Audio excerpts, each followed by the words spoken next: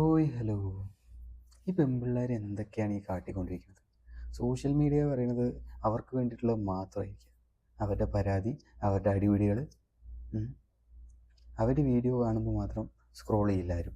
അതവർക്കറിയാം. എങ്ങനെയുള്ള വീഡിയോ ഇട്ട് വെച്ചാൽ സ്ക്രോൾ ചെയ്യാണ്ടിരിക്കും, കണ്ടുകൊണ്ടിരിക്കും. അപ്പോൾ ഈ വീഡിയോസ് ഒന്നും കാണുമ്പോൾ ഈ വീട്ടുകാരൊന്നും ആരും ഒന്നും പറയില്ലേ? അല്ല, അവർ എങ്ങനെ വേണമെങ്കിലും സമ്പാദിച്ചോട്ടെ, പ്രശ്നമില്ല എന്നുള്ള മൈൻഡാണ് എല്ലാ വീട്ടുകാർക്കും. പലരും പറയുന്നില്ല ഒരു ട്രാൻസ്ഫോർമേഷൻ വീഡിയോ, ഒന്ന് ഒരു മ്യൂസിക് ഇട്ടിട്ട് ഒരു നോർമൽ ലുക്ക്, അത് കാണാൻ തിരക്കിടുണ്ടാവില്ല. ഇതിൻ്റെ ഒരു മോഡേൺ ലുക്ക് വരും. അപ്പോഴാണ് എല്ലാ ഡ്രസ്സും താഴ്ന്നാണെങ്കിലും മേളിൽ നിന്നാണെങ്കിലും കമ്മി. അതാണ് റീച്ച് കിട്ടാൻ മെയിനായിട്ട് നോക്കുന്നത്.